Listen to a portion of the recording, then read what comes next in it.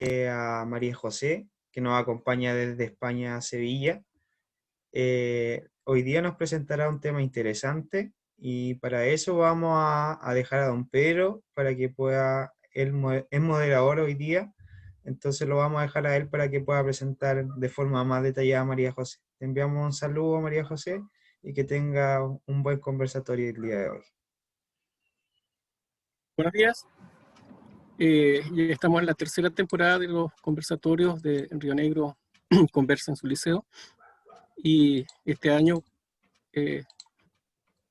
la dificultad que traía la pandemia se transformó también en una ventaja, ya que podemos contar con personas de bastante lejos, como es el caso de María José, que está en Sevilla, España. Antes de comenzar, dejo con ustedes al director, don Román Azócar, que nos va a dirigir unas palabras. Muchas gracias, buenos días a María José, mucho gusto. Buenos días también a los presentes. Contento de que esté participando de este conversatorio, agradecido también de la gestión que hace don Pedro de poder coordinar con los relatores. ¿Ya? Así es que bienvenida María José, muchas gracias por participar.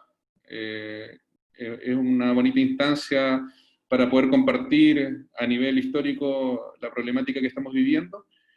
Así es que eso, bienvenida a nuestro establecimiento, de una manera un poco distinta, pero de igual de enriquecedor, de acuerdo a lo que se converse en el transcurso de la jornada. ¿Sí? Muchas gracias. Bien.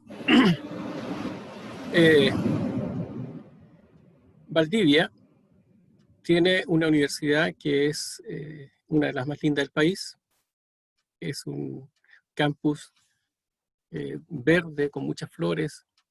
Es una maravilla. Y la universidad también nació un poco trasladando a Valdivia el ideal de la Universidad Europea. Eso fue lo que hicieron los padres fundadores de la Universidad Austral. Valdivia tiene su río, tiene su santuario de la naturaleza, tiene arquitectura moderna, antigua, etc. Y trasladarse a Europa, a otra ciudad que también tiene un río, que también tiene un parque nacional, que es el Doñana allá, debe ser interesante. Pasar de la Universidad Austral a la Universidad de Sevilla, con sus semejanzas, sus diferencias. María José es profesora de historia y geografía, historia nomás, ¿no es cierto? Y luego fue a Sevilla a hacer un magíster en estudios de género y actualmente está cursando el doctorado en historia contemporánea en la Universidad Complutense de Madrid. Sus estudios son en Madrid, pero ella sigue viviendo en Sevilla. Y esto tiene alguna explicación. María José es muy comprometida con el sur, no solamente acá en Chile, no solamente en América, porque Chile está en el sur de América, pero ella está comprometida con el sur de Chile. Y en España, vive en el sur de España, y de alguna manera hay ciertas semejanzas. Al parecer, siempre el sur ha estado un poquito postergado.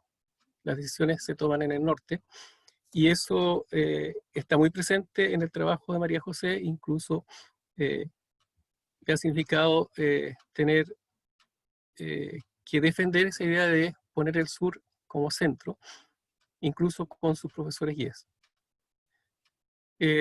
María José nos hablará ahora acerca de, en relación a la pandemia, qué es lo que ha pasado históricamente en la humanidad y cómo hemos salido adelante. Así que los dejo con ella. Ella nos expondrá, y después que ella termine, los que quieran pueden hacer preguntas por el chat, y luego Francisco les dará el pase para que la hagan en pantalla. Entonces, María José. ¿Se escucha bien? Sí. Vale. Buenos días a todas, a todos. Gracias por la oportunidad, primero que todo, por invitarme a este conversatorio en el Liceo de Río Negro. La verdad es que estoy muy sorprendida por la invitación y y también muy contenta. Río Negro es una ciudad en la que no estaba mucho, pero mi madre es nacida allí, así que es una conexión indirecta que tengo con el lugar. Me parece súper bonito estar participando en esto desde tan lejos ahora, como decía el profesor Pedro Gea, incluso en otro horario, otro clima actualmente, acá todavía es verano. Y sí, claro, como retomando un poco la idea que don Pedro estaba diciendo, soy profesora de historia y sí, mi interés principal en las investigaciones que hago, primero que todo, siempre estoy trabajando desde la historia social, que es la historia que se dedica a estudiar todo lo relacionado con la ciudadanía, la sociedad, el pueblo y todos esos sujetos históricos, como llamamos a las personas en la sociedad, que influyen en los acontecer de los hechos históricos dentro del desarrollo de la historia, que están excluidos de ese relato que se enseña principalmente desde los colegios, ¿no? O el relato desde el Estado, que es siempre la historia nacional, unificada, que pareciera que fuera uniforme, cuando en realidad es todo lo contrario. Y dentro de la historia social me llama mucho la atención la historia del tiempo presente, que es una rama no nueva de la historia, pero sí ya desde finales del siglo XX, que se dedica a estudiar estos hechos que parecían imposibles de estudiar por ser tan cercanos a la vida de las personas que estaban vivas, ¿no? Los historiadores e historiadoras que estudiamos tiempo presente tenemos una vinculación directa a través de nuestra propia vida, nuestros padres, nuestros abuelos, con cómo se desarrolla la historia y esa influencia que ha tenido en nosotros a nivel generacional, o las consecuencias que han tenido esos sucesos en la actualidad a nivel local, a nivel del país, a nivel internacional. Y claro, como también decía el profesor Pedro, mi interés particular dentro de esa historia son la historia de las mujeres, porque es el sujeto primordial histórico que ha estado excluido dentro del relato, y por supuesto también los grupos marginados, ¿no? Que son principalmente el bajo pueblo, ¿cierto? Las clases populares, las clases trabajadoras, los estudiantes, la infancia, las mujeres que en teoría no participan del espacio público en la calle, ¿no? Que también es el espacio del hogar, que pareciera que no tiene influencia dentro del Estado, pero influye mucho en cómo se desarrolla la familia, los grupos sociales, etc.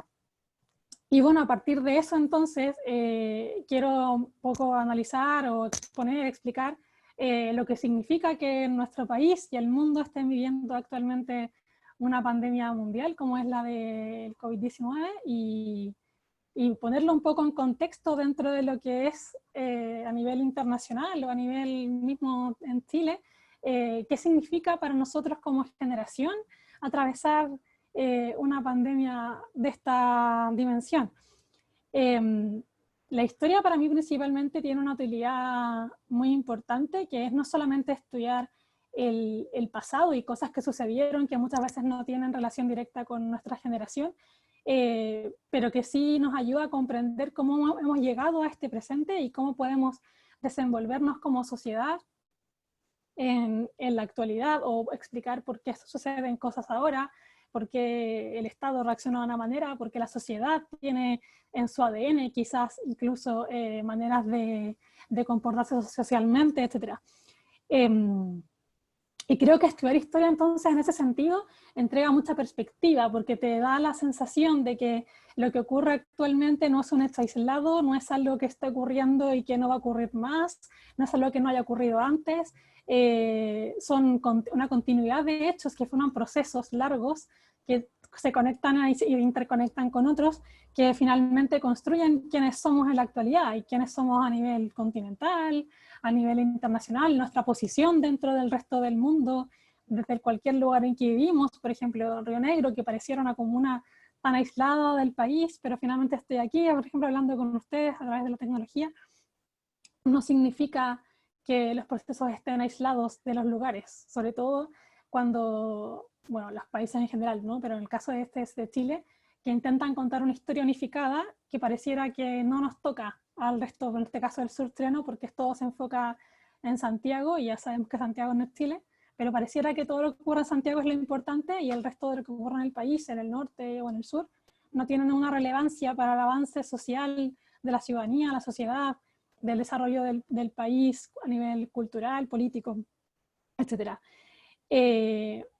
Entonces, claro, quiero desmontar un poco esta idea de que la historia tiene un principio y tiene un fin, porque es una continuidad constante en que la estabilidad, por así decirlo, no existe. No hay ningún momento en la historia en que haya habido estabilidad y uno diga como hasta aquí llegamos, o aquí hasta que estamos en un momento de paz o calma, sino que siempre están ocurriendo cosas que influyen y determinan el avance o retroceso de procesos sociales, históricos, políticos, económicos, también considerando que todo en la vida es política, desde el hecho de que estamos comprando verduras o fruta o en el supermercado, todo eso viene determinado también de cómo la historia ha desarrollado el momento para que lleguemos a estar en un supermercado comprando y no comprando en una feria o haciendo lo contrario. Entonces yo primero que todo voy a compartir un PowerPoint que he preparado. Quería hacer como, no sé si se ve bien ahí. ¿Sí? Vale. Quería hacer una especie de, a nivel muy general, de poner en perspectiva, ¿no?, lo que implica la historia desde los hechos más conocidos a nivel mundial que tenemos en el último siglo, que nos pueden ayudar a hacer esta perspectiva, ¿no? Quería partir con el Imperio Romano, así muy, muy simple y determinado, porque es uno de los imperios más conocidos en el mundo, y claro, si uno se pone en el lugar de la gente que vivió en la época del Imperio Romano, pareciera que el Imperio Romano ya existía desde siempre y iba a durar toda la vida, porque así se fue a sentir. El Imperio Romano duró 1000 años y finalmente también se termina. Entonces si uno se pone en el lugar de esa gente que nació 30 años antes, 20 años antes del fin del imperio, de la desintegración del imperio, hay un cambio de estructura muy importante que se podría equiparar muy bien a lo que estamos viviendo en Chile actualmente con el estallido social, por ejemplo, que pareciera que todo iba a seguir normal, pero llega un momento en que hay un quiebre institucional o un quiebre social en que los procesos se aceleran y avanzan constantemente. Y claro, el Imperio Romano duró 1000 años y finalmente Europa actualmente es un continente que forma una unión, ¿no?, política, económica, cultural y social, que es lo que tenemos ahora, pero no garantiza que esto siga existiendo en 1000 años más o en 100 años más, porque los procesos siguen avanzando. Luego quise poner como ejemplo, durante la Segunda Guerra Mundial, Berlín como ciudad emblemática por ser la capital de la Alemania, en este caso la Alemania nazi. Durante los años 30, Alemania estaba viviendo su tercer esplendor, por así decirlo, con el Tercer Reich, que es este imperio, ¿no?, que querían formar dentro de Europa. Y parece entonces que Alemania está subiendo en una especie de línea, ¿no?, en progreso constante hacia la máxima altura de desarrollo político a nivel europeo, y finalmente, en un par de años, en menos de una década, vuelve a caer, ¿no?, a través de la Guerra Mundial. Los soviéticos, los Estados Unidos, los otros países con los que estaba en guerra en Europa, derrotan al imperio nazi, entonces eso se termina, y luego vuelve a tener un nuevo avance, que es cuando durante la Guerra Fría, ¿no?, que Berlín es disputada por estos dos bandos que se reducen entre el bando capitalista y el bando comunista, ¿verdad? Y Berlín, la gente, pensando siempre en la perspectiva de la sociedad, ¿no?, en un lapso de medio siglo pasaron 3 distintos momentos históricos que estaban unidos en un proceso constante, que finalmente terminan en el Berlín actual, que es una ciudad muy próspera, moderna, que conserva su historia, que tiene mucha memoria histórica a partir también de lo que significó la represión al pueblo judío, el no repetir la historia, en este caso de la ideología nazi, ¿no? Entonces estamos viendo constantemente inicios, desarrollos, cierres de cosas que pareciera que son aisladas, pero en realidad están totalmente conectadas con lo que ocurre en el resto del mundo. Ya acercándonos más a la realidad que nos llega más de cerca por ser la exmetrópoli, en el caso de América Latina, Madrid, la capital de España, ¿no?, a principios del siglo XX, en su esplendorosa monarquía, ¿no?, monarquía que luego se transforma en república, y la ciudad está obviamente en desarrollo constante, la modernidad. Vamos dando fotos de ciudades porque me parece una forma muy gráfica de explicar cómo el paso del tiempo y el proceso que se va viviendo, ¿no? entre la ciudadanía y el espacio urbano. Luego, bueno, Madrid sigue en el siglo XX, ¿no? Y luego ya la Guerra Civil Española, una ciudad que parece tan próspera, finalmente es invadida, ¿no? Por la guerra civil que estaba viviendo ese país, y la gente tuvo que adaptarse otra vez a ese proceso, que durante 20 años tuvieron monarquía, luego república, y finalmente la guerra civil vuelve a imponer la monarquía dentro del régimen, bueno, después del régimen franquista.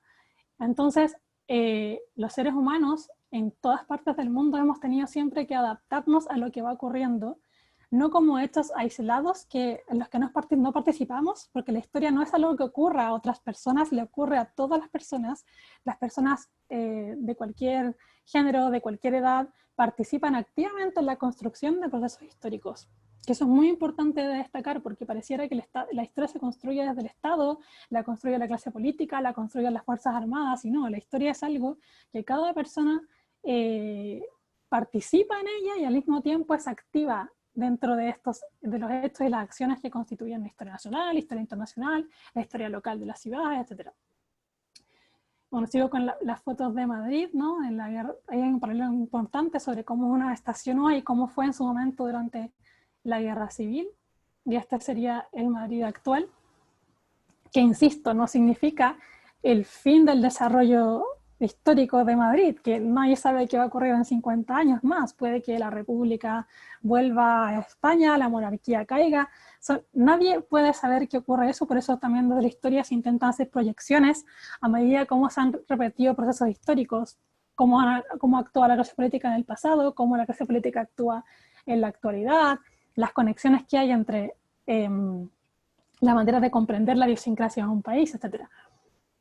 Y pensando ya netamente fuera de lo que pueden ser, por ejemplo, las guerras en Europa, el tema de las pandemias, ¿no? Que pareciera que era tan lejano para una generación como la nuestra, que generalmente, sobre todo en Occidente, ha salido un poco inmune, ¿no? De los problemas sanitarios de la humanidad. El siglo XX fue un gran siglo de avances científicos en que se descubrieron muchas vacunas a la tuberculosis, muchos planes de salud pública que se desarrollaron en muchos países para disminuir la mortalidad infantil, la mortalidad materna, el desarrollo de antibióticos, el desarrollo de contención de virus, planes de Estado para poder contener, por ejemplo, el aumento de las enfermedades respiratorias durante el invierno, etc. Pero eso no significa que no nos pudiera ocurrir lo que nos está ocurriendo ahora con el coronavirus, ¿no? Y esto ha ocurrido durante muchos momentos en la historia, ¿no? Yo he seleccionado 3 que voy a mostrar ahora. Uno es la peste negra, que es lo que más se estudia en el colegio, ¿no? Cuando termina la Edad Media, está la peste negra, que es una peste importante que se desarrolla durante el siglo XIV, en 1300, entre Europa y Asia, que marcó un gran impacto de la sociedad, en las sociedades europeas, porque la población en ese entonces era muy poca, no era la cantidad de población que tenemos ahora en el planeta, y sin embargo, la peste negra mató a 1/3 de la población europea, y por eso marcó la idiosincrasia, marcó la memoria colectiva. De hecho, hubo mucho revuelo en redes sociales a partir del surgimiento del coronavirus, porque inmediatamente la gente asocia pandemias mundiales a cosas como la peste negra, porque son sucesos que impactan la memoria colectiva. No es necesario que exista estudios históricos, aunque existen por supuesto sobre el tema, sino que la memoria, la transmisión del conocimiento de forma oral, de generaciones en generaciones, los recuerdos que existen de memoria en las ciudades, monumentos, etc., nos permiten identificar y guardar, coleccionar estos hechos de los cuales las sociedades van aprendiendo, ¿no? Luego, no tan lejano en el tiempo, pareciera que sí, pero no, la primera pandemia mundial que se puede incluso comparar con la que tenemos actualmente es la gripe española. Se llama gripe española, pero en realidad no es que haya nacido en España, no tengo idea muy bien por qué se llama así, pero el caso que se conoció como declarado gripe española fue en Estados Unidos, y fue una gripe muy importante porque la gripe española mató en solo un año entre 20 y 40 millones de personas. Era la primera vez que se producía una pandemia reconocida, ¿no?, a nivel institucional en diferentes partes del mundo de forma simultánea. Y eso marcó también, por supuesto, a las generaciones, porque implicó tener que desarrollar métodos de enfrentar el colapso sanitario de una sociedad, ¿no?, que era lo que no había ocurrido en esta generación, en este siglo, el siglo XX. Y claro, vemos muchas fotografías que nos rememoran nuestra época actual, ¿no?, que es el uso de mascarillas. En este tiempo no existían las mascarillas que tenemos ahora a nivel de forma masificada, como las mascarillas de salud, ¿no? Pero sí, la gente se las ingeniaba porque sabía que se transmitía de forma oral y por tanto había que cuidarse. También se desarrollaron un montón de protocolos médicos, de extensión, de atención médica a la población, porque por supuesto era algo que tenía que controlarse de alguna manera. Y luego finalmente llegamos a la gripe actual, ¿no?, el coronavirus, que al comienzo, bueno, lleva casi todo el año presente en la sociedad, que se expandió de una manera muy rápida también, y que ha afectado a diferentes partes del globo. Y el coronavirus me parece muy importante destacar porque nos recuerda también esta idea de que podemos planificar cosas, ¿no? Podemos planificar cosas, pero que en realidad no tenemos ningún control sobre lo que va sucediendo. Sí podemos gestionarlo, podemos saber cómo gestionarlo. Los estados tienen capacidad de decisión, dependiendo también de la ideología de los gobiernos, dependiendo también de la cantidad de recursos públicos que tengan, de los apoyos internacionales que también tengan, ¿no? Y eso es muy importante porque pone en este momento de la historia principal, ¿no?, occidental e internacional, pone en evidencia incluso los fallos de nuestra sociedad. Una sociedad que está muy colapsada de información, que al mismo tiempo se desplaza muy rápido entre un lugar y otro, una sociedad que sigue concentrando sus esfuerzos, por ejemplo, en el caso de Chile, en las zonas urbanas, pero no en las zonas rurales, ¿no? Y por tanto es importante rescatar los aprendizajes necesarios que tengamos de esta pandemia. A nivel histórico, probablemente, o sea, no es la única pandemia que ha sucedido en el mundo, la gripe española tampoco. Entre medio de la que expliqué, la peste negra y otra, han habido más, no al impacto como la del principio del siglo XX, pero es necesario tener en claro que esta sensación que tenemos como de caos actualmente no significa que sea finita, que no se va a terminar ahora. Puede que se extienda en el tiempo, puede que no, porque estamos en medio de un proceso completamente de desarrollo histórico, sobre todo en un momento tan importante como está el tema en el caso de Europa, por ejemplo, el tema de la inmigración. En Chile estamos viviendo un proceso histórico súper importante que está definiendo qué tipo de país vamos a tener probablemente en los próximos meses. Entonces hay muchos hechos que probablemente en 50, 60, 70 años más, puede que menos, se estudian de una manera histórica de forma muy detallada, porque están ocurriendo muchas cosas que llevan a cuestionar incluso un modelo de vida a nivel global, político, económico, cultural, que nos va a ayudar a determinar en qué tipo de mundo queremos vivir. Siguiendo con el tema de la historia ya enfocado en Chile y en el sur de Chile, tanto como de rescate de memoria histórica como también de crítica, ¿no? Pareciera que en Chile, el sur de Chile, hablo del sur, no del norte porque no es lo que estudio, pareciera que el sur no existe dentro de la historia nacional. El sur de Chile se menciona 2 veces en la historia oficial, ¿no? Uno sería lo que se mal conoce como la pacificación de la Araucanía, ¿verdad? La zona de la Araucanía, la zona de la región de los ríos, los lagos, durante el finales del siglo XIX, y luego, de forma paralela, se menciona también con la colonización alemana, que parece que no ocurre nada antes o después de esa fecha porque no hay nada más interesante que allí se desarrolle. La presencia indígena, ya sabemos que desde el Estado se estudia de una manera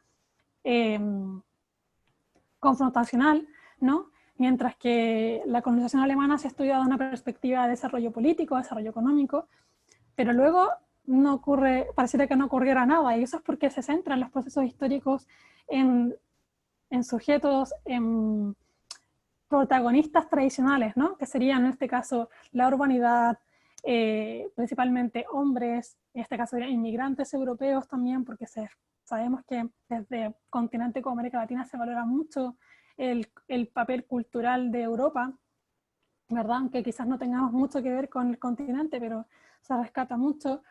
Y por tanto, uno de los momentos importantes que se destaca en la historia del siglo XX, y probablemente es casi uno de los pocos, sería el terremoto de Valdivia. Ni siquiera por un hecho político, sino que es un hecho natural, ¿verdad? Es un desastre natural que afecta no solo a Chile, sino que también al resto del continente, al resto de los países que se encuentran en el Pacífico. Y también nos habla de esta idea del progreso que no es lineal, ¿no? Porque Valdivia era una ciudad que económicamente parecía muy próspera hacia la segunda mitad del siglo XX, pero finalmente el terremoto, de manera inesperada, así como puede ocurrir en este caso la pandemia, destruye lo que se conocía de la ciudad, ¿no? Y Valdivia no vuelve a tener el carácter industrial que tenía durante el siglo XX. Y finalmente la ciudad se reconstruye, ¿no? Porque otra cosa que es importante de mencionar es que Chile en sí mismo es un país que está, que concentra, por así decirlo, una geografía tan grande y tan rica que al mismo tiempo significan muchos riesgos naturales para la población, ¿no? Tenemos volcanes activos, una falla sísmica muy importante, hay climas muy distintos, ¿no? Entonces, por tanto, es un país que no está exento de tener desastres naturales que obligan a poner las fuerzas del Estado para poder contener, y no solo las fuerzas del Estado, sino que también las personas. Y es súper importante esto porque no es necesario que en la historia como disciplina estudiemos estas cosas, sino que existe en el relato popular de las personas. La gente tiene memoria, la gente se acuerda del terremoto, la gente que ahora es mayor, ¿no? Los hijos también recuerdan los relatos de sus abuelos, el mismo pueblo mapuche dentro de su cosmovisión, ¿no? Tienen esta sabiduría que la gente chilena había olvidado, ¿no? Del hecho de cómo reaccionar frente a un terremoto tan grande, el imaginario del maremoto. Estas cosas existen y probablemente nuestra generación, en 20, 30 años más, 40 años más, cuando hablemos de la pandemia, si es que no ocurre otra en ese tiempo, ¿no? Vamos a tener memoria, una memoria social, una memoria cultural de lo que implica vivir en sociedad en un problema sanitario. Probablemente si algo ocurre en el futuro, nuestra generación, la de nuestros padres, abuelos, ¿no? La nuestra, nuestros hijos, sí van a saber cómo enfrentar este tipo de situaciones sanitarias, problemas sanitarios. Y eso es muy importante porque finalmente la sociedad se hace a partir del relato que ella misma conserva, de la memoria, de la historia local, de la historia oral, que es principalmente lo que se excluye de la enseñanza de la historia a nivel oficial.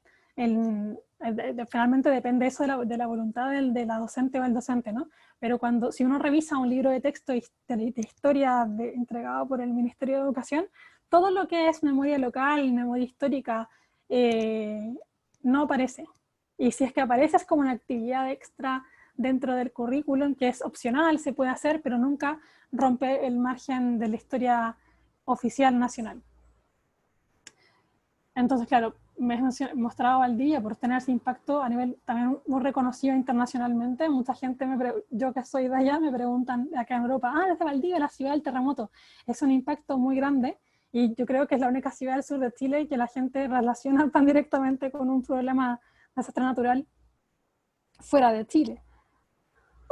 Bueno, Valdivia en la actualidad, que vuelve otra vez a invocarnos la idea de que en los momentos de crisis no perduran en el tiempo, sino que siempre tienen consecuencias positivas, consecuencias negativas que luego repercuten en procesos históricos importantes. O sea, Valdivia nunca más fue la que era, y actualmente la memoria del terremoto sí tiene un impacto importante en la población. El mismo terremoto del 2010, mucha gente reconocía que había escuchado el terremoto del 60 y se asustó mucho porque esta idea de la memoria sísmica del país, porque tiene Chile en sí mismo tiene esta idea muy catastrófica en su ADN, ¿no? La gente está acostumbrada a levantarse una y otra vez por procesos naturales que no tienen que ver con el desarrollo político del país.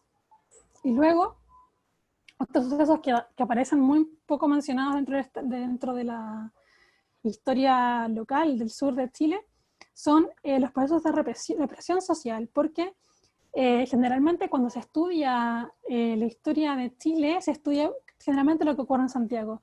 Movimientos sociales de Santiago, los movimientos estudiantiles de las universidades del siglo XX, el mismo desarrollo, por ejemplo, de los procesos de los gobiernos de más democráticos o que intentaron tener un fuerte contenido social durante el siglo XX.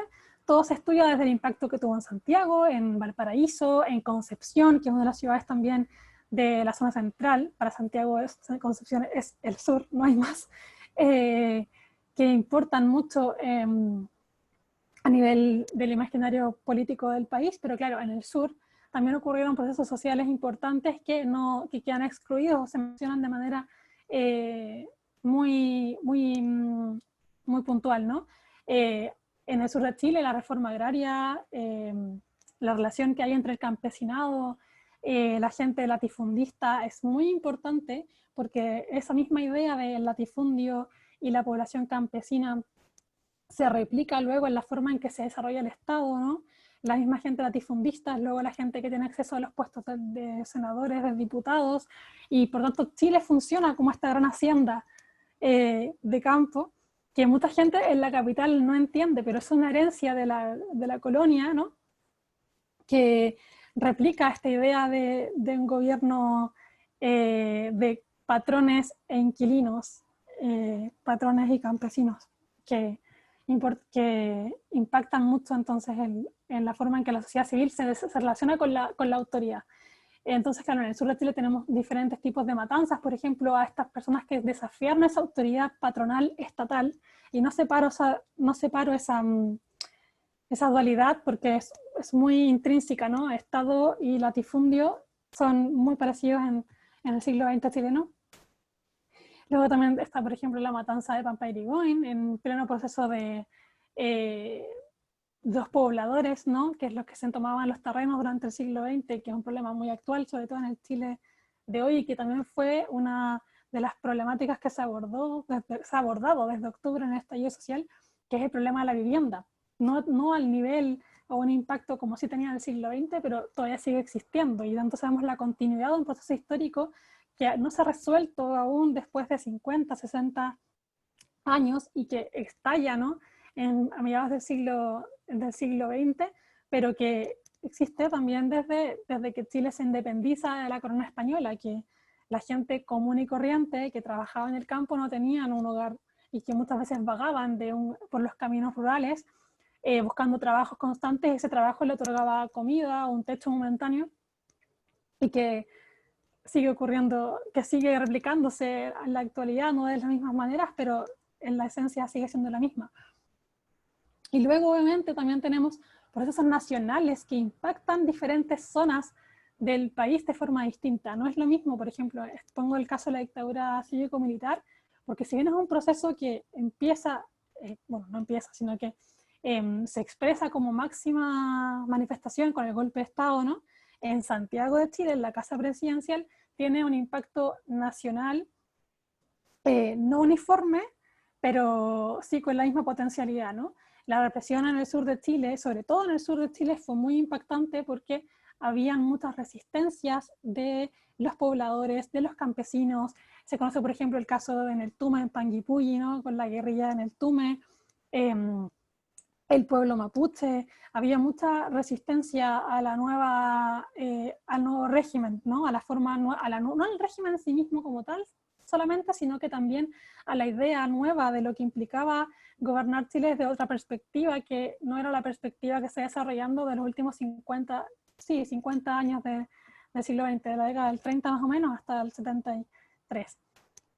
Y por tanto, este proceso que pareciera ajeno muchas veces a la generación como la mía, que yo nací en el año 90, y por tanto los chicos ahora que están en el liceo deben haber nacido entre el 97 y 2004 así, que les parece incluso mucho más lejano, en realidad hace que vuelva a poner hincapié en esto, porque la historia también se estudia mucho en los colegios, sobre todo con las fechas muy exactas, ¿no? Yo puedo poner aquí la dictadura nace en un momento, termina en un momento, pero en realidad son fechas que no son exactas, porque en el año 90 la dictadura termina como régimen, pero aún hoy, año 2020, ¿no? Seguimos sintiendo las consecuencias de ese régimen, de la Constitución del 80, el impacto del neoliberalismo en Chile. Por tanto, la población en general sigue sintiendo las consecuencias de eso, y por eso hay un estallido social ahora, por eso hay un quiebre social como se le dice, el contrato social, ¿no? De qué quiere la sociedad chilena, qué quieren la gente que se opone al estallido social. O sea, reabre un tema que pareciera resuelto, pero en realidad no lo está.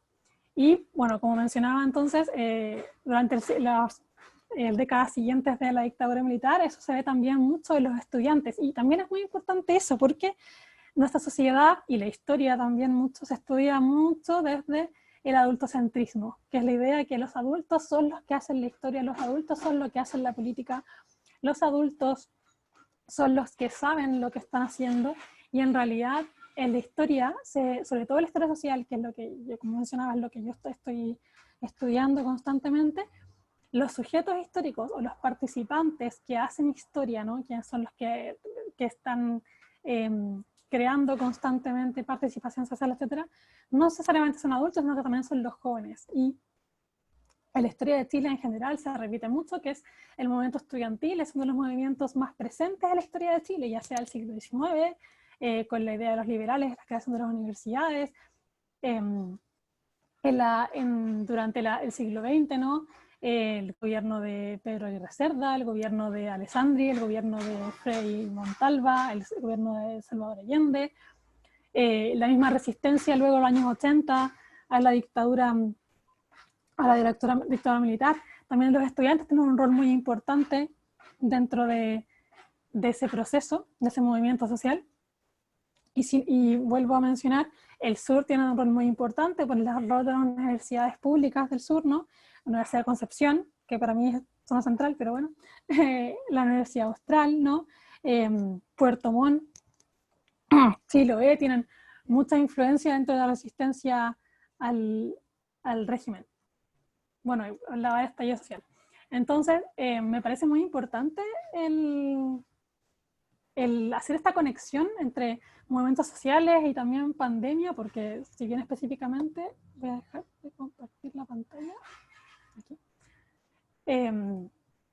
Me parece muy importante esta relación entre la pandemia y el estallido social y todo lo que estaba ocurriendo durante el último siglo en nuestro país, porque no son estos que queden al margen de lo que está ocurriendo. Actualmente nuestras generaciones, digo, la gente que está viviendo este momento, tiene la responsabilidad entonces de aprender a gestionar un país en plena pandemia mundial. Es una pandemia que no sabemos cuánto va a durar, que va a tener un impacto económico, un impacto político, un impacto en la manera en que entendemos las relaciones sociales, un impacto en la manera en que hacemos, por ejemplo, comercio, la manera en que hacemos turismo, en la manera en cómo relacionamos las zonas rurales con las zonas urbanas, porque ya quedó, por ejemplo, en el caso de Chile, claro, la deficiencia que hay en el sistema sanitario en las zonas rurales, muchas veces la inexistencia de equipo o infraestructura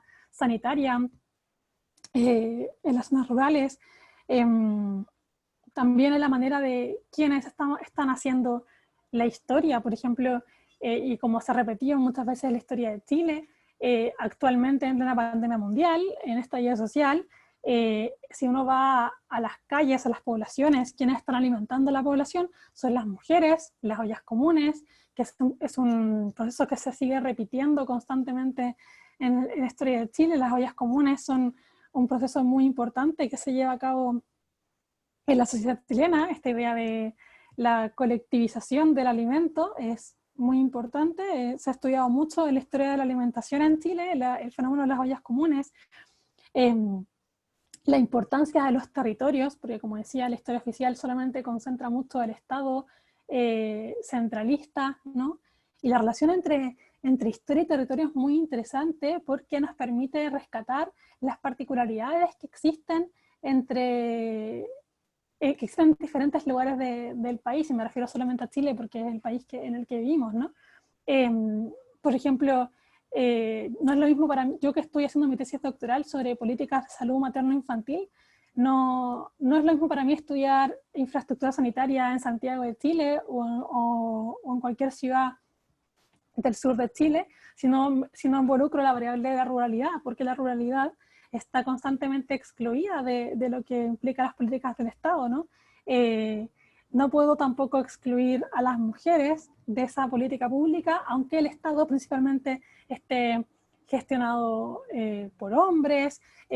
No puedo excluir a la infancia también de eso, ¿no? Si bien no puedo entrevistar, por ejemplo, a la infancia directamente, sí puedo hablar y ver, ¿no?, la relación que existe entre las madres, padres y los niños.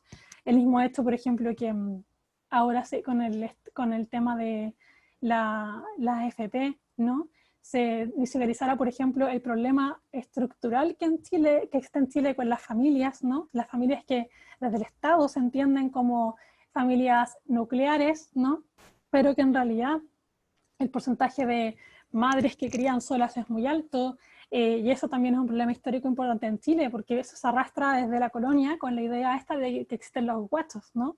La ausencia de la paternidad es un problema histórico en Chile que se hereda por un problema colonial, que es el hecho de reconocer la legitimidad o ilegitimidad asociado también a la clase social, a la raza, ¿no? Que no es lo mismo tener un hijo blanco o sea, por ejemplo, un español que tenía un hijo con una mujer mapuche, ese hijo no lo reconocía y no pasaba nada, pero si ese hombre tenía un hijo con otra mujer española o una criolla, ¿no?, que eran los hijos de los españoles nacidos en Chile, ya el problema era un poco más serio. Y eso sigue ocurriendo en la actualidad.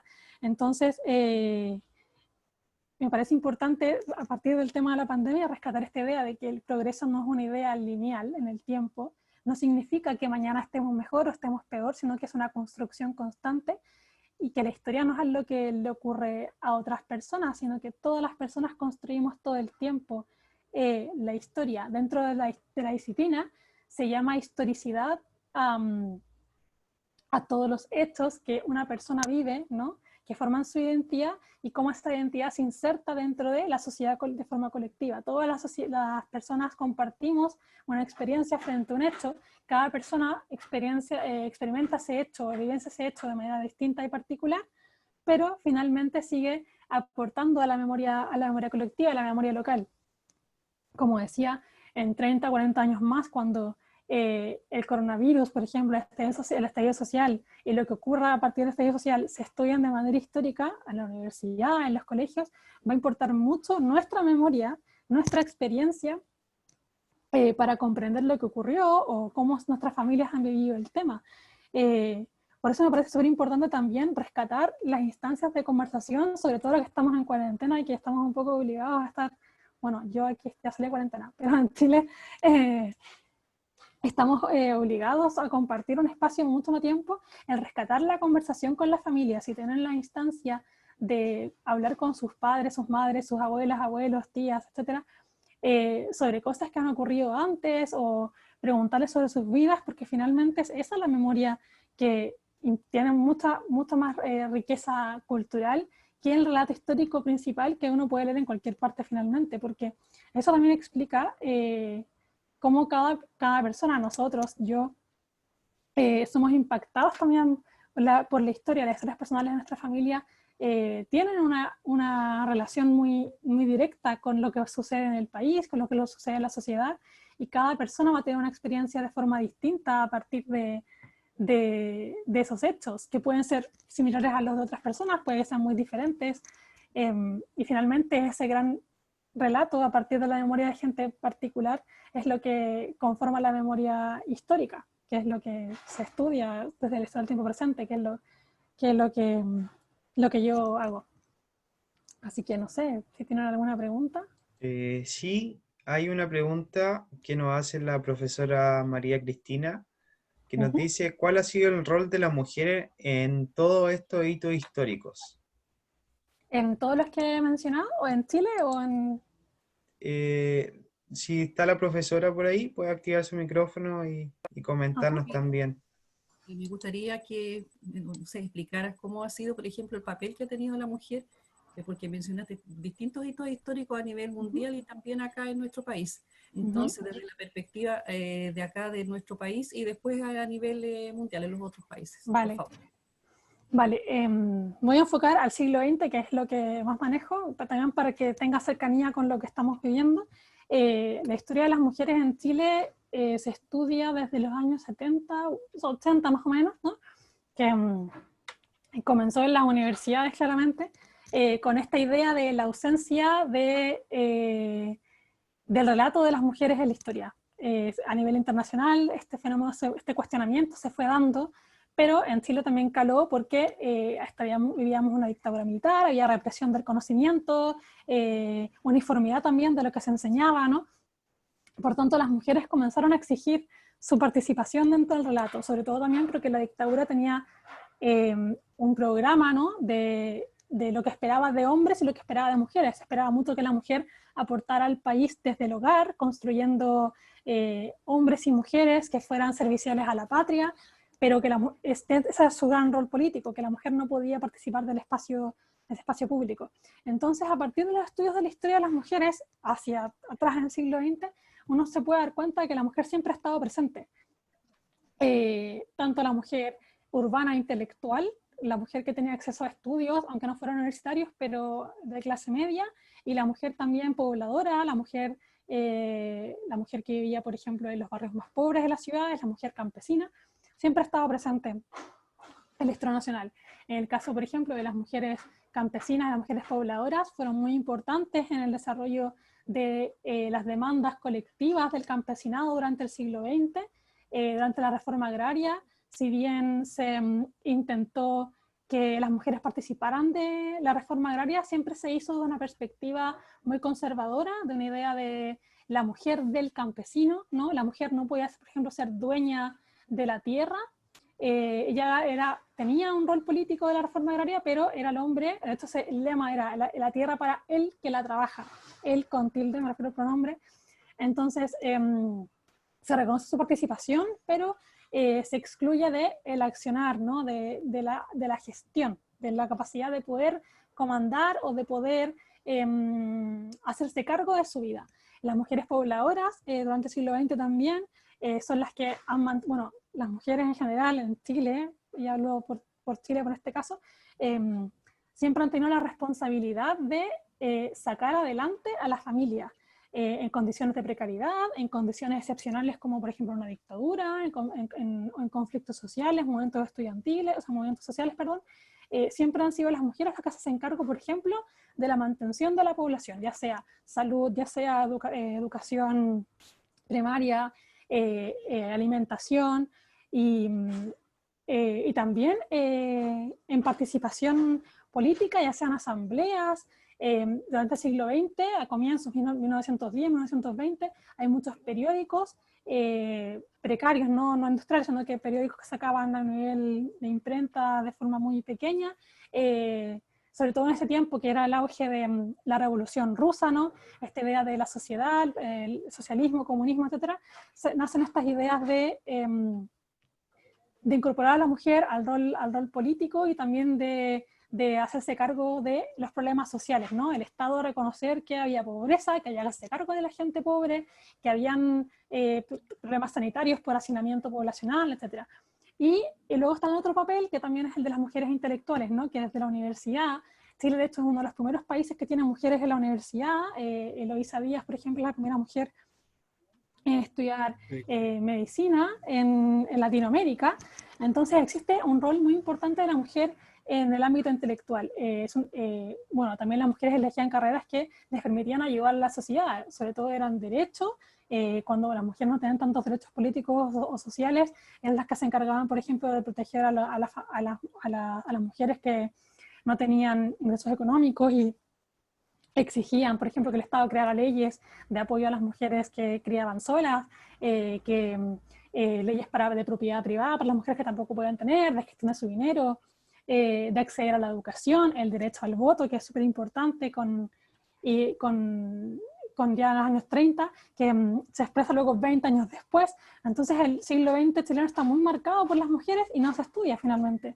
Y el movimiento más importante de las mujeres en el siglo XX en Chile es el movimiento del MEMS, que es el movimiento pro emancipación de las mujeres chilenas, que estaba dirigido durante bastante tiempo por Elena Caffarena, que es la abuela de la diputada Pamela Giles, que entonces existe mucho material para estudiar de las mujeres en Chile, pero no se masifica hasta los años 80, y yo creo que aún ahora, también a partir del trabajo de profesoras que en las facultades de historia se han dedicado a visibilizar este ámbito de la historia que no se conocía, y que si se conocía se excluía también porque se consideraba que no era lo principal, sino que era lo anecdótico, que se añadía de manera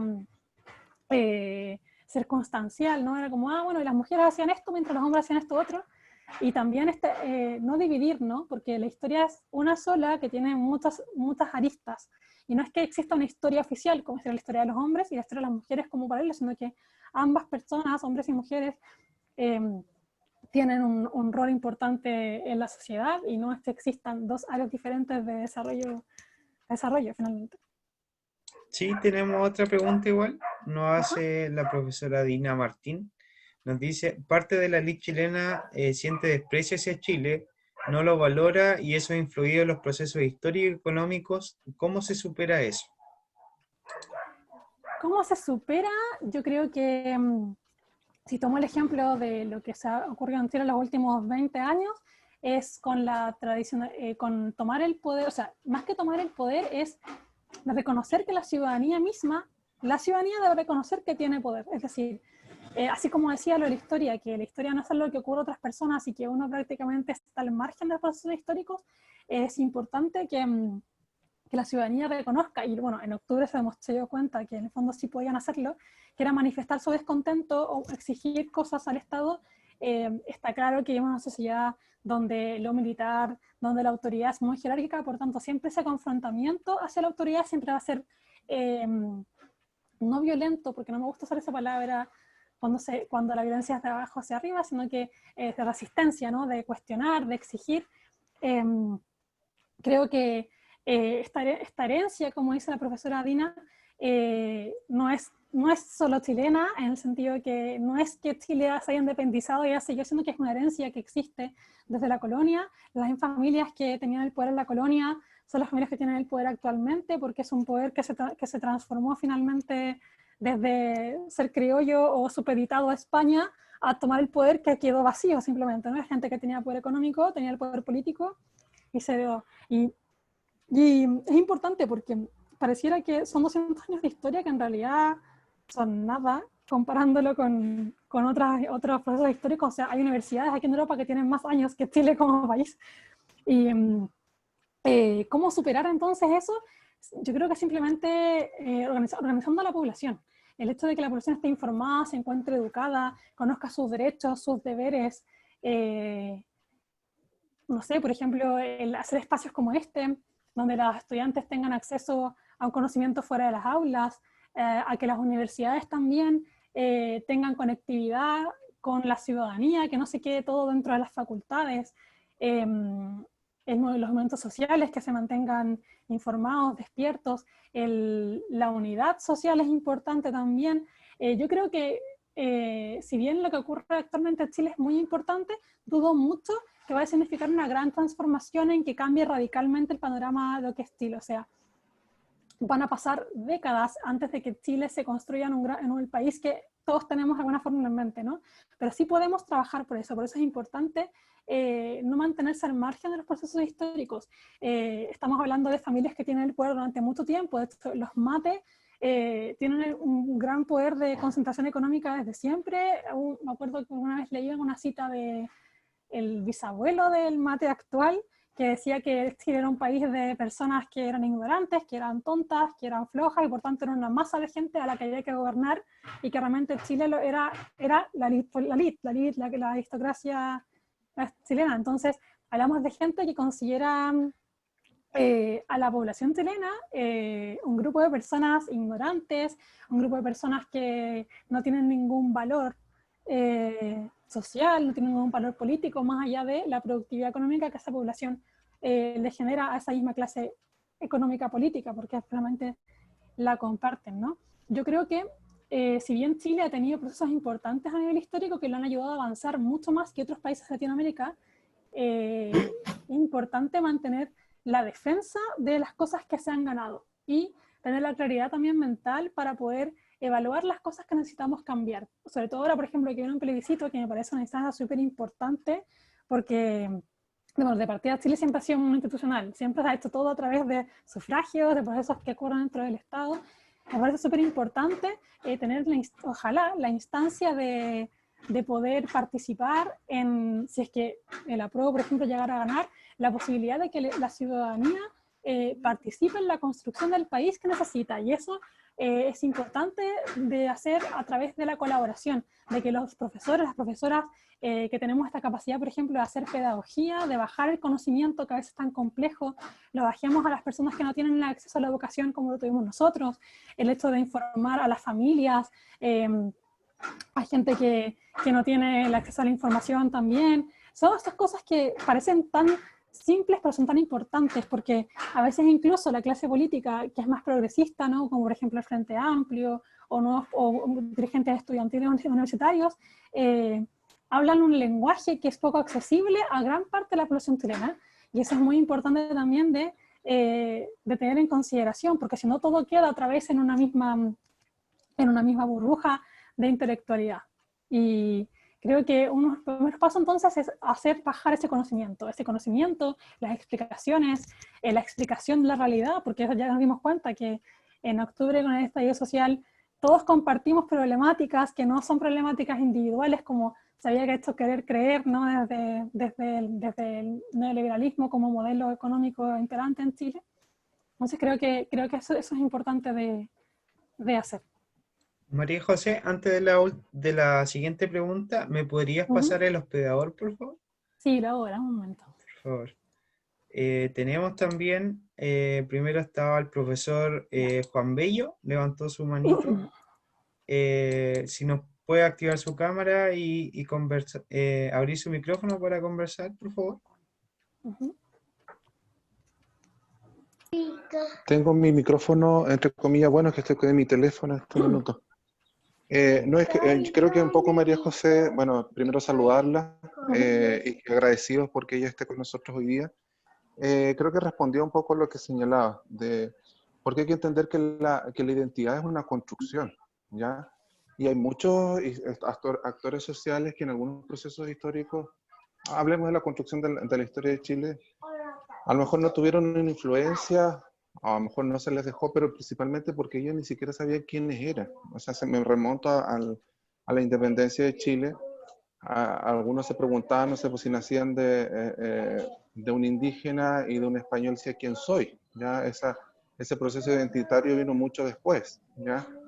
Muchos quisieron, de hecho, en ese tiempo, como va a ser que a lo mejor este proceso emancipatorio no fuera un proceso elitista. De hecho, yo creo que uno de los intentos de uno de esos personajes ahí fue, ¿no es cierto?, Manuel Rodríguez, que trató que sea algo más democrático, donde todos participaran, ¿no es cierto?, de lo que un poco estamos hablando ahora. Pero yo creo que parte de eso, de que la persona entienda de que tiene una identidad, que tiene cierto empoderamiento y que puede influenciar, ¿no es cierto?, en la construcción de la historia que se está desarrollando. También, lamentablemente, la historiografía para mí tiene algunas, entre comillas, fallas, porque parte uno de esa fase célebre que dice que la historia es contada por los vencedores y no por los vencidos, ¿ya? Y ahí, lamentablemente, hay un sesgo. De hecho, muchos historiadores, es como que una pataca así en el hígado que uno diga eso, pero es una realidad, ¿ya? Sí. Que la historia es contada por los vencedores y no por los vencidos. Y por ende, ahí hay un sesgo, ¿no es cierto? Hay muchos actores que quieren se puede decir, enajenados en su aporte histórico. Entonces, yo creo que uno de los cambios, como tú bien lo señalabas, es ese empoderamiento o de realmente darme cuenta quién soy y la influencia o el papel que yo juego dentro de una sociedad, ¿ya? Todos valemos o todos tenemos un punto importante. Y lo otro que tú decías también, que te escuchaba muy atentamente, cuando decía que hay partes de la historia que no se encuentran, ¿ya? Y claro, de hecho, una por esta situación que los vencidos son los que cuentan, y cuando tú analizas en retrospectiva hechos históricos, vas a las fuentes primarias, y ahí está ligado a la parte lingüística y a la parte escrita, ¿ya? Todo lo escrito o todo, ¿cómo que se llama? Lo declarado en un documento, ¿no es cierto?, es lo validero, y Sí. de ahí comienza el análisis. Entonces también, como hoy, a lo mejor a las fuentes secundarias, ¿no es cierto?, u otro tipo de rescate de la historia, podemos darles como historiadores, como gente que estudia la historia, ¿ya? Pero hoy día, como yo comparto con lo que tú dices, y también es como esa pregunta, también una pregunta como final. ¿Cómo piensas tú que como que se llama, como estos elementos de continuidad y cambio nos van ayudando a crecer? Porque te escuchaba a veces que como que hay cosas que no logramos superarlas. ¿Pero por qué no las superamos? Porque carecemos de identidad, no sabemos cuál es el papel que jugamos, o lamentablemente la historia tiene un peso tan importante y al final esos elementos de continuidad persisten, y como agentes de cambio a lo mejor no logramos desarrollar esos cambios, ¿ya? Porque tú hablas y que tienes mucha razón, que hay elementos que desde la colonia hasta hoy día, ¿no es cierto?, 2 de septiembre del 2021, se viven en Chile, ¿ya? Sí. Pero ¿qué hace que esos elementos de continuidad persistan? ¿Es esta identidad o son otros factores? Eso sería. Muchas gracias. Vale, yo creo que es súper importante tu pregunta, porque yo creo que es un problema que acarrea toda Latinoamérica, que también, no solo eso, pero también el problema de la identidad. O sea, Chile es un país que nunca ha sabido quién es, de hecho desde siempre ha renegado de dónde viene. De la misma historia oficial se cuenta Chile como desde la llegada de los españoles en adelante, y antes se habla de pueblos originarios, pero como una gran masa de pueblos repartidos por el país, y ya está, ¿no? Entonces luego, cuando Chile se construye como Estado y decide y se independiza, ¿no? Y se independiza también de España de una manera muy particular, porque se independiza, pero rescata toda la estructura gubernamental que tenía la corona española en el continente, que es lo que hacen casi todos los países de América Latina. Se construye esta idea de quiénes somos los chilenos. ¿Somos todos chilenos o somos los criollos que tenemos poder económico chilenos y el resto es solamente población que está a servicio de una clase, etcétera? Y en el siglo XIX ocurre ese proceso en Chile. O sea, existe la idea de que mucha gente nunca supo que ya no eran parte de España, porque en el fondo su vida no cambió en nada después de la independencia. Y yo creo que la Guerra del Pacífico fue una de las grandes instancias en que Chile tuvo que construir una identidad nacional para que la población se identificara con el territorio, con la idea de nación chilena y con lo que implicaba ser chileno. Y por eso está esta idea, bueno, también Chile ganó la guerra, no sé qué hubiera ocurrido con la identidad chilena si lo hubiera perdido finalmente, porque también eso influye de que actualmente Chile se siga mirando frente a América Latina como, no, yo soy latinoamericano, pero soy más que el resto de los países latinoamericanos. Y el tema del mestizaje también me parece muy importante dentro de esa identidad, porque así como en la colonia se clasificaba a las personas por el color de piel, con nombres muy específicos dependiendo de dónde genéticamente venías, ahora esa identidad no es tan radical, pero socialmente se sigue haciendo esta convención de si eres más blanco te lo dan mejor, si eres más oscuro de piel es peor. Y Chile nunca se ha reconocido como híbrido, pero siempre negando su parte indígena. Entonces se reconoce como mestizo, pero su parte europea es lo que más rescata, ¿no? Siempre ese es nuestro norte, ¿no? Es la meta a la que tenemos que llegar, ser como Europa. Y la población indígena, reflejado principalmente ahora en el conflicto mapuche, se ve como la involución, el retraso cultural, el no progreso económico, el no desarrollo económico, el retraso, etc. En fin, entonces como elementos de continuidad, la identidad me parece súper importante de considerar en esa traba, ¿no? Que no podemos superar. Y luego esta idea de no poder superar, bueno, Chile también siempre ha sido muy dual, ¿no? En un comienzo estuvieron liberales y conservadores, luego en el siglo XX teníamos, ¿no? Como se decía, los comeguaguas y las momias, entonces nunca hay hay demasiado, es tan desigual que hay intereses que se contraponen, o sea, es muy difícil encontrar un camino en común entre donde ambos lugares puedan encontrarse y poder avanzar juntos, ¿no? Porque la clase que tiene el poder no quiere ceder poder, o las clases, ¿no? Que están más oprimidas no encuentran las instancias para poder avanzar, y por tanto creo que el superar las heridas, por así decirlo, que Chile tiene, el Estado nunca se ha hecho cargo. Bueno, sí, la dictadura tiene bastantes procesos de memoria histórica, que se han hecho rescates del nunca más, pero que finalmente no sé hasta qué punto tengan tanta efectividad, porque en octubre el Estado volvió a reprimir con las Fuerzas Armadas de manera muy fuerte, y pareció que el nunca más no duró nada, y han pasado apenas 30 años del fin de la dictadura.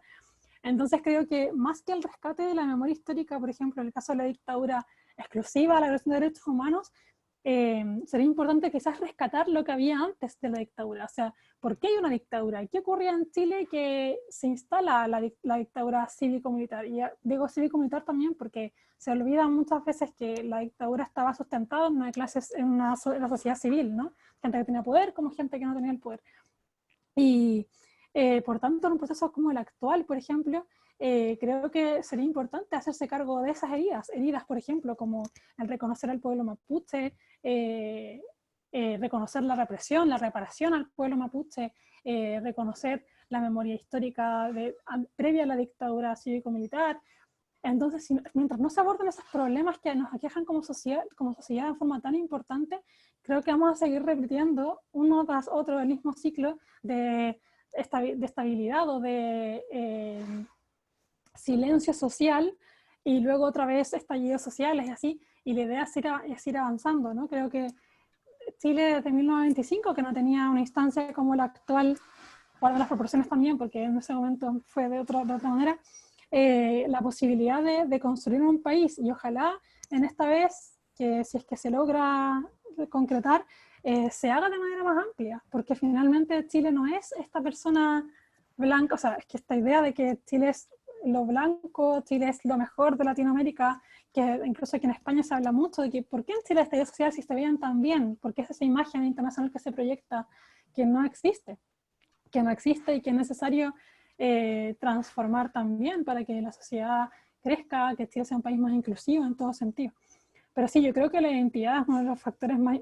La identidad contradictoria es un conflicto constante, lo que nos obliga y lo que hace que Chile siga repitiendo ciertos patrones en su historia finalmente. ¿Puedo intervenir? Yo comparto espera un poquito, por favor. La idea de este conversatorio es entregarle, especialmente a los alumnos, herramientas para que tengamos, a partir de distintos ámbitos, en este caso de la historia, después de la tecnología, etc., nuestros alumnos y la comunidad ribereña en general tenga herramientas como para poder ir procesando mejor lo que nos está pasando con la pandemia. Ya, en ese sentido, me gustaría que fueran las preguntas, ¿cómo todo esto nos puede servir para que procesemos mejor esto y salgamos adelante de una mejor manera? Sí, no, mi pregunta sí, en el fondo, bueno, apunta en ese sentido igual. O sea, se relata, ¿no es cierto?, el siglo XX y lo que señalaba recién en cuanto a la identidad, pero siento yo que en esa construcción de la identidad que nos va a servir ahora en este minuto que para a lo mejor estar más empoderados, ¿no es cierto?, e influenciar de una manera determinada. Siento yo que como algunos sectores no sabían a lo mejor quiénes eran, no se reconocían, ¿no es cierto?, siento que la bipolarización política y otros factores lamentablemente hace que seamos de alguna manera irreconciliables en muchos puntos y que no nos miremos de una manera, ¿no es cierto?, más arbitraria o seamos más generosos en el análisis de muchas cosas, incluso de nuestros aprendizajes, ya de que no, lo que él dice vale y lo que él dice no vale porque es de otro estrato social. Ujú. De la identidad jugó un papel de mala manera, ¿no es cierto?, ciertos poderes políticos, o sea, dentro de todo el espectro, a eso me refiero. Entonces nos llevó a que nos separáramos más que nos uniéramos. Y la resiliencia a lo mejor el día de salir de una pandemia está en eso, en unirnos, en no mirar de forma sesgada o que mi visión es la que más vale, más de la que otra persona. De hecho, recién hablaban de la dictadura militar. Yo no puedo entender la dictadura militar sin el gobierno de Salvador Allende. Para mí, yo lo miro desde esa perspectiva. Yo no puedo entender a Augusto Pinochet sin Salvador Allende. Y tengo que mirarlo al punto de vista arbitrario, pero no puedo mirarlo a un punto de vista sesgado, tomándome un abanderamiento absoluto, sesgado, y nadie me saca de ahí. Siento que los países o podemos salir de esta pandemia unidos, teniendo puntos en común, reconciliándonos, como tú bien lo señalabas, María José. Entonces, es un gran punto, creo que yo, la identidad, porque en este país todo es segregado. Nos encapsulamos y lamentablemente la interacción es muy poca, porque no nos damos valía entre los chilenos, entre los comentarios o la misma vida o conocimiento que tengamos nosotros mismos. Entonces, y eso lamentablemente tiene que ver con una construcción de la identidad, y siento que esa separación, ese sesgo se dio principalmente en el siglo XX, donde muchos se aprovecharon de que algunos no tenían tanto protagonismo, o de que algunos se sentían separados o que no eran escuchados, ¿me entiendes? Entonces, para mí es un buen punto ese, ¿ya? Porque hoy día lo que buscamos es estar juntos. ¿Cómo juntos salimos de esto?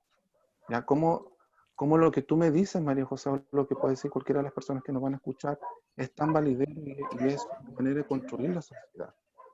Pero lamentablemente como que en algún minuto nos separaron. Y mentalmente, ideológicamente, fue así. Así que eso, estimado. Gracias, Juanito.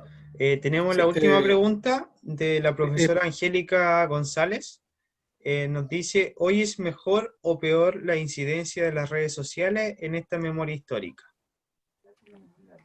No creo que sea algo que se pueda valorar algo mejor o peor, porque en realidad es un aporte externo, ¿no?, que sucede a nivel tecnológico, un avance científico nomás, en este caso. Pero a nivel de memoria histórica, creo que puede tener mucha validez porque amplía la manera en que podemos recordar, ¿no? Las redes sociales, si bien las usamos de manera muy cotidiana, para elementos muy cotidianos, ¿no?, para mostrar viajes, alimentación o actividades panorámicas que hacemos en el día, pero si uno analiza el contenido de una red social, en el fondo habla mucho del tipo social en el que estamos viviendo. El hecho de que estamos en una pandemia, la gente toda está haciendo, por ejemplo, vídeos de la rutina de deporte que está haciendo, o el hecho de que aprendieron a cocinar recetas nuevas que no conocían, el hecho de que hagan reuniones sociales, por ejemplo, que sea la necesidad de hacer reuniones sociales a través de videollamadas con tus amigas, con tu familia, habla entonces de un tipo de sociedad muy particular, que en este caso la chilena sería una sociedad que disfruta mucho como del buen pasar con los amigos, ¿no?, de pasarlo bien, de compartir, de actividades sociales en la calle, en el parque, de estar comiendo juntos en familia, de hacer reuniones familiares una vez cada 3 meses por el cumpleaños de una tía, etc.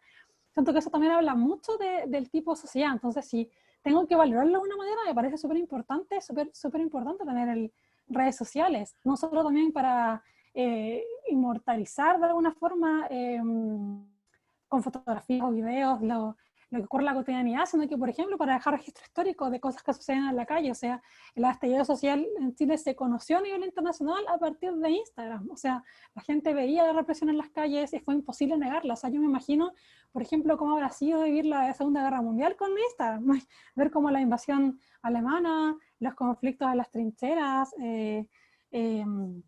no sé, las líneas de los aliados, el espionaje, o no sé, durante también la dictadura militar, quizás hubiera sido más fácil identificar centros de detención y tortura a través de redes sociales, con mapas GPS, etc.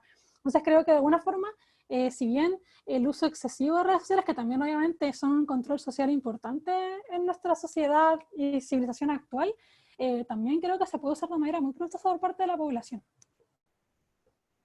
Don Pedro. Ya, hay una anécdota de esto de cuando fue el plebiscito acá, un español, don Leopoldo Castedo, historiador acá en Chile, estaba maravillado de lo que había ocurrido acá de un poco de la transición y decía que eso se explicaba, y un poco lo decías tú, porque somos leguleyos. Todo lo tratamos de hacer desde las formas. Sí. Y eso lo decía él con mucho agrado, decía que son muy, muy leguleyos. A mí me preocupa, a ver, en todas las epidemias, pandemias que han habido, desastres naturales, etc., posteriormente a eso el mundo no ha sido igual. De una u otra manera, los pactos sociales fueron cambiando. Después de la peste negra surgieron pecados que antes no existían. Por ejemplo, antes de la peste negra el aborto no era pecado. Y así. ¿De qué manera los jóvenes pueden prepararse para que los cambios que inevitablemente van a surgir a partir de esta pandemia sean mejores para ellos? ¿De qué manera pueden participar o prepararse? Yo creo que, bueno, los jóvenes de alguna forma siempre están participando porque creo que el acceso a la información que tienen es mucho mayor, no solo información seria, en plan textos, reportajes, sino que incluso los mismos memes en Instagram hacen situaciones de humor frente a lo que va ocurriendo en la vida cotidiana, ¿no? Y creo que el hecho de que, por ejemplo, tengan acceso a ver cómo se viven las cuarentenas o esta pandemia en otras partes del mundo, te da también una forma de visión global, ¿no? O sea, no soy solo yo, no es solo mi familia, no es solo el país, es todo el mundo está encerrado en este momento o estuvo encerrado en este año por la cuarentena. Yo creo que sí, no sé, uno a veces tiende a subestimar mucho a la gente joven, pero creo que se dan cuenta bastante de que las cosas no estaban funcionando. El hecho de que el estallido social haya empezado con gente secundaria habla mucho de quizás el nivel de conciencia y observación que tienen frente a las conversaciones, por ejemplo, que ocurren en la casa, con el manejo del dinero, con las deudas que hay, con la forma en que se vive la educación en tu liceo frente a un colegio privado en una comuna rica en Santiago, etc. Entonces yo creo que los jóvenes están de alguna forma, no sé si preparados, porque yo creo que nadie está preparado para enfrentar lo que viene ahora, sea lo que sea, pero sí quizás el hecho de darles la oportunidad de hablar, de escuchar sus necesidades es súper importante, porque estamos muy concentrados viene una crisis económica, viene una crisis, la crisis política en Chile existe hace tiempo, pero también era evidente que el sistema entero estaba en crisis y que iba a caer así como estaba cayendo en algún momento. O sea, el sistema neoliberal estaba colapsando el calentamiento global, la precarización laboral, había mucha gente cesante, las olas de inmigración en todo el mundo. Entonces yo creo que en el fondo el conversar y escucharlos a ellos y también transmitirles la información sería una manera de prepararlos bastante bien, porque a veces también tenemos esta idea de hacer todo muy jerarquizado, ¿no? Que los adultos transmitimos conocimiento y no somos capaces de aprender desde abajo, ¿no? Desde los estudiantes, desde los adolescentes, los estudiantes universitarios que son más jóvenes incluso. Entonces creo que escucharlos y conversar sería importante. También aprender a reconocer las emociones, porque creo que ser adolescente ya es difícil en un mundo actual donde nuestros padres, nuestras madres están todo el tiempo trabajando y ahora estamos confinados, teletrabajando, ¿no? Los que pueden teletrabajar también. Y ser adolescente, con todas las contradicciones que implica el querer ganar independencia, el querer soltar, ¿no? La autoridad paterna, autoridad materna, en plena pandemia, en tú generalmente quieres pasar fuera tiempo de tu casa y no estar dentro. El tema de manejar las emociones sería súper importante también, aprender la rabia que tenemos, la felicidad que tenemos, la angustia que tenemos, porque no somos nosotros, son ellos los que están viviendo por lo mismo, la misma infancia está viviendo procesos súper importantes, porque la infancia necesita del juego exterior con sus padres también, y ahora tampoco lo pueden tener. Entonces yo creo que teniendo en consideración que no es la primera ni va a ser la última crisis de algún tipo, en este caso sanitaria, que va a haber en el mundo, que nos tocó ahora, podemos haber tocado a nuestros hijos más adelante. Creo que es importante el diálogo, pero el escuchar y el conversar sobre lo que estamos sintiendo. Más tanto como lo que está pasando, porque lo que está pasando tiene repercusiones en nuestro bienestar psicológico, nuestro bienestar físico. Entonces yo creo que la única manera de hacerlo es esa, y a ver si desde el Estado también se apoyan en políticas que tengan un impacto importante en la población estudiantil, el profesorado, porque está claro que ahora la prioridad es volver a clases, pero no se sabe ni siquiera en qué condiciones, ni un plan, no hay ninguna preocupación sanitaria, o sea, no se sabe ni siquiera las realidades de la mayoría de los colegios en Chile. Entonces eso genera angustia a los padres, a las familias, a los niños pequeños que no van al colegio todavía. Entonces creo que por ahí podríamos empezar para prepararlos un poco de lo que está pasando, y también normalizar también en la situación, porque si bien llevamos casi todo el año con la pandemia mundial, no sabemos si queda un año más o menos, no sé, tratar de aprender a convivir con ella es importante, porque si intentamos negar también la realidad, eso es súper difícil. O sea, sí, nos tocó la pandemia, qué pena, ojalá no nos hubiera tocado nunca, pero creo que ahora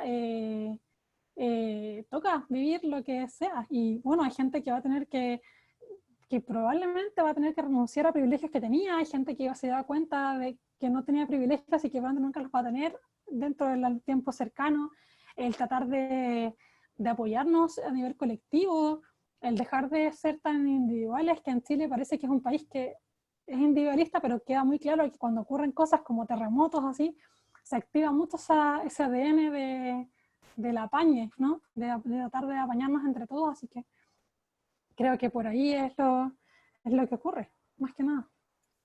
Una última consulta, y para después ir terminando.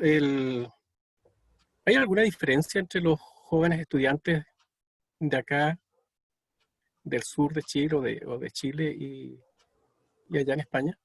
Sí, bastante, pero no a nivel de desarrollo de adolescencia, porque todos los chicos hacen lo mismo en todas partes, Sí. pero es un tema y totalmente marcado por la historia, es el nivel de consenso social. O sea, en Chile, mi generación, 90 en adelante, y probablemente los 80 también, es una sociedad, o sea, son una juventud adolescente, si lo pienso en ese rango etario, que es muy consciente de lo que ocurre en el país. Están muy interesados en la política, en lo que ocurre, saben cosas tan simples como quiénes son los presidentes de Chile, los ministros, o al menos saben algo, escuchan, tienen, no sé, el mismo hecho de que se movilicen políticamente en la calle, así, eso aquí en España no ocurre mucho. Y siento que no ocurre por esa idiosincrasia que tienen las sociedades particularmente. Chile funciona mucho en la calle, es un país que funciona mucho en la calle, y luego todo el conocimiento que se conforma allí se traspasa al aula. Los mismos estudiantes, por ejemplo, que ahora son profesores jóvenes en los colegios, que participaron de la Revolución Pingüina, en el 2011, las tomas de la universidad en los 2011, 2012 en Chile, son los que están en el aula ahora, y ellos explican sus contenidos de diferentes disciplinas, haciéndolo más social, etc. Y eso aquí no ocurre. Existe, obviamente, conciencia social en muchas personas, en jóvenes, pero no hay una organización, no es, por ejemplo, que ocurra algo grave y que la gente se movilice como si ocurre en Chile, aunque sea momentáneamente. No existe. Y no hay conciencia tampoco histórica, la gente tampoco se habla de temas de historia importantes. Por ejemplo, poca gente sabe realmente sobre la guerra civil, sobre la dictadura franquista.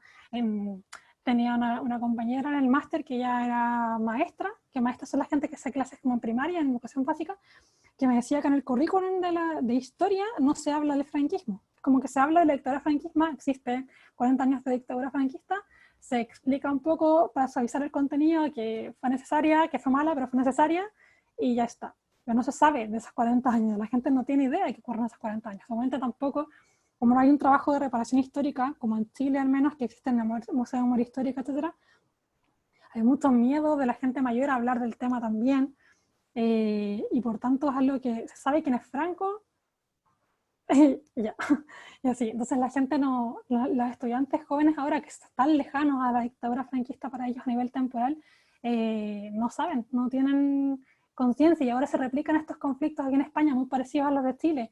La derecha con la izquierda se confrontan a partir de la pandemia, pero es muy ajeno a lo que ocurre en el... Sí, la gente adulta obviamente sabe y también tiene estas posturas súper radicales como la de Chile, ¿no? Que es súper bipolarizado, pero no hay un interés de la gente joven por trabajar el tema fuera de la conversación que puede ocurrir, por ejemplo, en una reunión o así.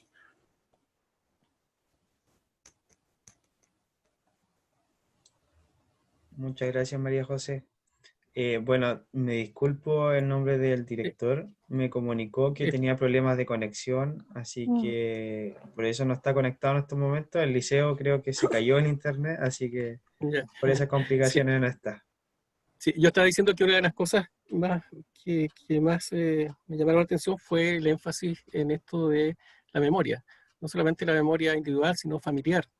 El ejercitar eso, el conversar, la memoria comunitaria, incluso la memoria hasta nacional. Y eso puede tener grandes beneficios. Por ejemplo, en el 2010, la gente, o el 60, la gente sabía que si estaba en la playa tenía que irse a los lugares altos. Y no lo había leído, no lo aprendió en la escuela, era la memoria comunitaria. Y esa memoria es tan importante que nosotros también estamos pensando en eso, y un poco para allá iba la idea de esta conferencia y la de la próxima semana. Por ahora es invitar a los chicos a un poco de ir guardando en su memoria lo que está pasando, que no quede ahí, que no pase, sino que quede ahí porque en algún momento la puede usar. Y recuperar un poco la memoria de sus parientes, de sus papás, de sus abuelos, tatarabuelos, si tienen, o bisabuelos, etc. Y ir viendo cómo lo hicieron ellos antes también. Y por eso es que la próxima semana vamos a enfrentar el mismo tema, pero ahora desde el punto de vista literario. Porque la memoria histórica se puede tomar, ¿no es cierto?, de una manera un poco más formal, como la historia, o más creativa desde el punto de vista de lo literario, y que lo literario también, dentro de esa subjetividad, puede ser muy real, en términos de emociones. Así es que la próxima semana vamos a estar en eso, y ahora no nos queda más que agradecer. Ha sido una conferencia muy, muy interesante para todos nosotros. Me imagino que a todos nuestros colegas les gustó y están agradecidos de tener la oportunidad de haber conversado con alguien, una chilena muy feminista, y lo digo como elogio, y que actualmente está en España estudiando ahí y formándose mejor para seguramente venir a servir nuevamente acá. Así que muchas gracias, María José, por habernos acompañado en esta oportunidad. Y muchas gracias de nuevo otra vez por la oportunidad, ¿no?, de compartir en esta instancia. Ojalá que el conversatorio tenga una buena acogida también por el alumnado, así que nada, feliz de haber colaborado con la actividad. Un aplauso virtual.